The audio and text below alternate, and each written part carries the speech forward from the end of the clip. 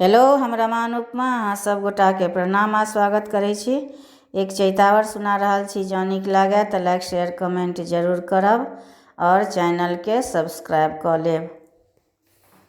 सुतल पिया के जगावे हो रामा, कोयली तोरे बोलिया। सुतल पिया के जगावे हो रामा, कोयली तोरे बोलिया। कोयली तोरे बोलिया, कोयली तोरे बोलिया। कोयली तोरे बोलिया, कोयली तोरे बोलिया। सुतल पिया के जगावे हो रामा, कोयली तोरे बोलिया।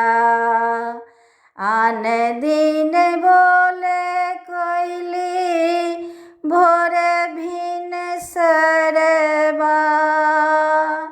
आन दिन बोले कोयली भोरे भिन सरबा।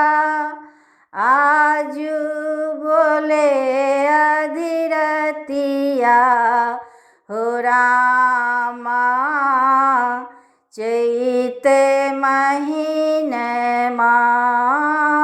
आजू बोले अधिरतिया हो रामा, चैत महीनमा।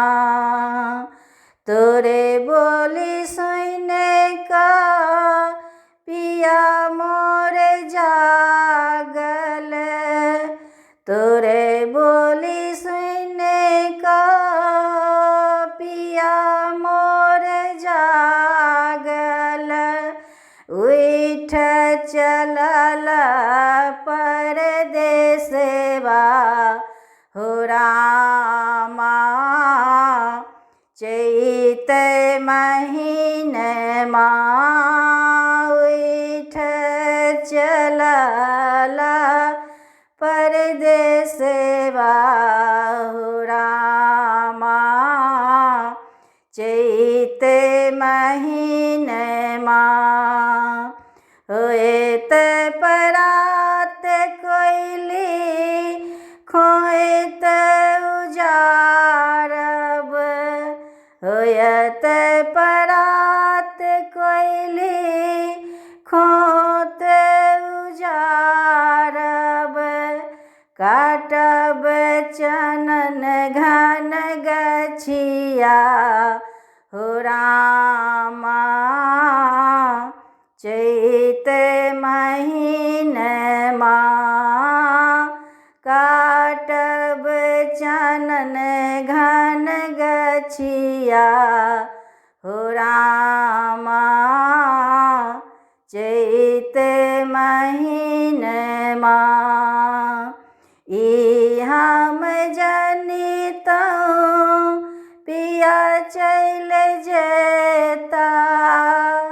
ई हम जनितौं पिया चल जेता। कटितौं रेशम के डोरिया हो रामा, चैत महीनमा।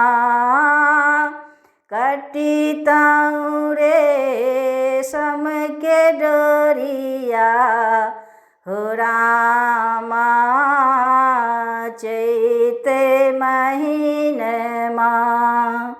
सगरो रात हम जगले रहलौं। सगरो रात हम जगले रहलौं। भोर में गेलौं हो रामा चैत महीनमा भोरे में गेलहुँ अलसाई हो रामा चैत महीनमा सुतल पिया के जगाबै हो रामा कोयली तोरे बोलिया सुतल पिया के जगाबै हो रामा कोयली तो